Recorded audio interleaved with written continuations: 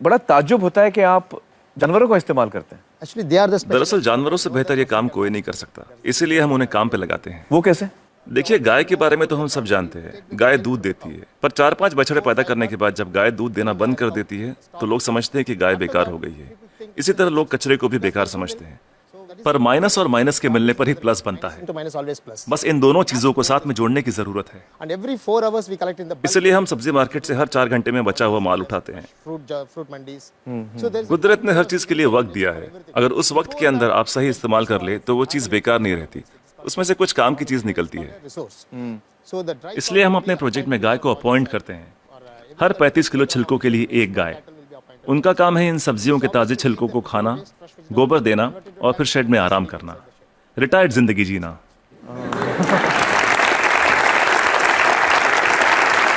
within 8 hours time. सिर्फ 8 घंटे में सारा कचरा घट के गोबर के रूप में 1/4 हो जाता है, The entire waste. और इस गोबर में काफी मात्रा में ईंधन वाली मीथेन गैस Once होती the है। dung comes out. हम तुरंत गोबर को बायोडाइजेस्टर में डाल देते हैं, इसमें से मीथेन गैस निकल जाती है और हमें बिना मीथेन के गोबर का एक घोल मिलता है। Methane free cow dung slurry will come out. Immediately इसको हम तुरंत केचुओं के हवाले कर देते हैं। eaten by them and just केचुए उसे खा लेते हैं और उनके पेट से जो बाहर आता है उसे कहते हैं vermi cast. that's called vermicast. ये दुनिया की सबसे बेहतरीन खाद होती है। दुनिया की सबसे बेहतरीन खाद। इसे ब्लैक गोल्ड या काला सोना भी कहा जाता है। It can be directly. खेती के लिए बहुत अच्छा है। अगर बैक्टीरिया वाले तरीके से खाद बनाएं तो इसमें 45 दिन लग जाते हैं। और यहाँ देखिए, सोमवार की सुबह 6 बजे माँ सब्जियां काटती है, 9 बजे गाड़ी आकर उसका बचा हुआ हिस्सा ले जाती है, 10:30 बजे हम वो गाय को दे देते हैं, शाम 6 बजे तक गोबर निकल आता We are है। getting the cow dung ready. Put in the biodigester में गोबर से मीथेन निकाल ली जाती है और उसका घोल बचता है, उसे केचुए खा लेते हैं और तीसरे दिन सुबह तक यानी 72 घंटों से भी कम समय में ब्लैक गोल्ड मिल जाता है। खाद बनाने का ये दुनिया का सबसे तेज तरीका है, कोई मशीनें काम नहीं कर पाएगी, वो भी बिजली का इस्तेमाल किए बिना। देखिए, आपके पास जो मोबाइल फोन है, चार्ज न करो तो बेकार है, टेक्नोलॉजी फेल हो जाती है, लेकिन गाय जो भी खाती है उससे एनर्जी बनाकर हमें देती है और गाय को रोज चार्ज भी नहीं करना charging पड़ता। the cow every day. और दूसरे जानवरों का इस्तेमाल कैसे होता है?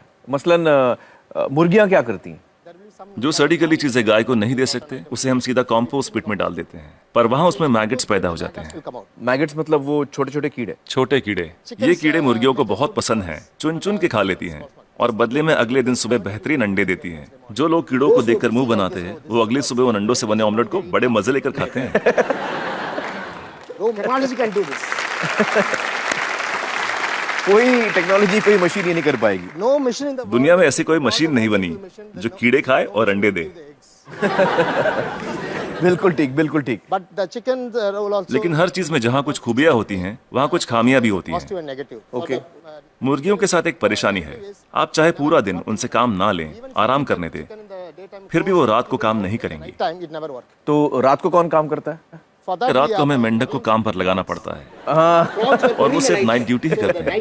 कुदरत का करिश्मा है, एक दूसरे की कमी को पूरा कर देते हैं, ना तनख्वाह मांगते हैं, ना बोनस, ना यूनियन बनाते हैं, ना हड़ताल करते हैं, बस अपने अपने काम में लगे रहते हैं। सही है, सही है। तो मुझे बताइए कि ये बतखें क्या करती हैं?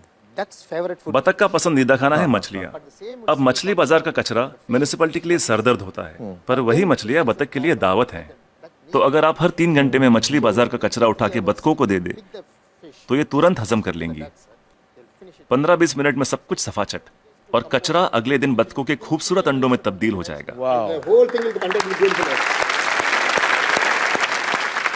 Normally the ducks will lay आमतौर पर बतखें हर महीने 8 से 10 अंडे देती हैं, लेकिन जब हम उन्हें मछलियों और दूसरे नॉनवेज की खुराक देते हैं तो 24-24 अंडे देना शुरू कर देती हैं। ओह,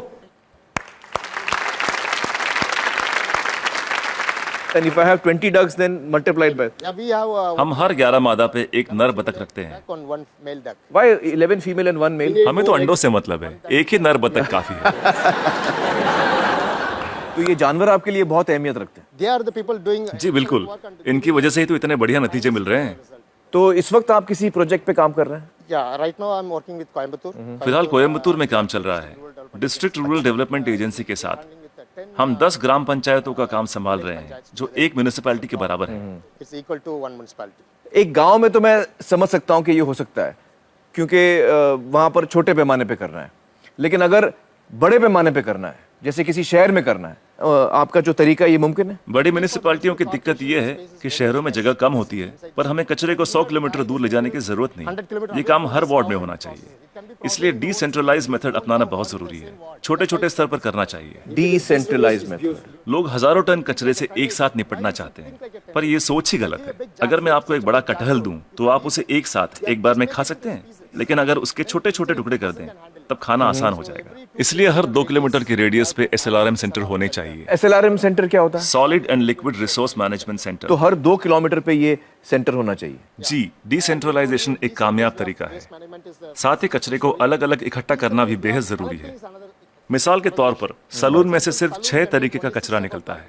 वो क्या? महिलाओं के बाल, पुरुषों के बाल, ब्लेड, क्रीम लगे हुए पेपर या टिश्यू, आफ्टर शेव, कॉस्मेटिक्स वगैरह के डिब्बे और कुछ बचा हुआ खाना और फूल वगैरह। Some flowers, other things. So we don't. हम नहीं चाहते कि ये चीजें बाकी का कचरा ले जा रहे ट्रक में मिलाई जाए। इसके लिए अलग गाड़ी होनी चाहिए। जैसे मुंबई में करीब 2000 सलून्स होंगे। 2000 saloons. एक गाड़ी सब जगह घूम के ले लेगी। हर इलाके के लिए एक छोटी गाड़ी। हाँ, अलग अलग एरिया के लिए अलग अलग गाड़ियां होंगी। हाँ। जी, सिर्फ सलून के लिए। दिन खत्म होने से पहले सब बिक जाएगा। आज की तारीख में दुनिया का सबसे कीमती कचरा है महिलाओं के बाल। 2500 रुपए प्रति किलो। वाह वाह। तो दिन भर का जो कचरा है, दिन खत्म होते होते वो इस्तेमाल भी हो जाएगा। अलग अलग इकट्ठा करें तो राज ये है, तरकीब ये है कि शुरुआत से ही मिक्स मत करो। जी, अलग अलग इकट्ठा करो और अलग अलग ही लेकर जाओ। तो आपके पास इसका पूरा प्लान है, मास्टर प्लान है? बिल्कुल है। वाह वाह। That's- तो मुझे बताइए कि ये जो आपका मॉडल है, इसमें खर्चा कितना आता है? See, this is totally self-sustainable. देखिए, ये मॉडल अपना खर्च खुद निकाल लेता है। Experience, I'm telling you. मैं अपने तजुर्बे से कह सकता हूँ कि आपके घर के हर रोज के कचरे से 3 रुपए वसूले जा सकते हैं। Garbage. मतलब आप अगर मेरा कचरा लेंगे तो आप मुझे 3 रुपए देंगे? उसे 3 रुपयों में बदल सकता हूँ 3 रुपए में तब्दील कर देंगे, बदल देंगे। और कचरा उठाने का कोई भी चार्ज लिए बिना। तो मुझे बताइए कि अगर मुंबई जैसे शहर की जिम्मेदारी आपको दी जाए कि इसको आप साफ कर दीजिए, तो आपको कितना समय लगेगा, कितना वक्त लगेगा आपको? कम से कम 18 महीने। मतलब 1.5 साल। तो मतलब 1.5 साल में आप मुंबई की काया पलट कर सकते हैं। Yes. Ji, it's possible. बिल्कुल कर सकते हैं। बहुत बहुत शुक्रिया श्रीनिवासन जी, बहुत ही कमाल के सुझाव आपने दिए हैं। बहुत बहुत शुक्रिया। Thank you so much.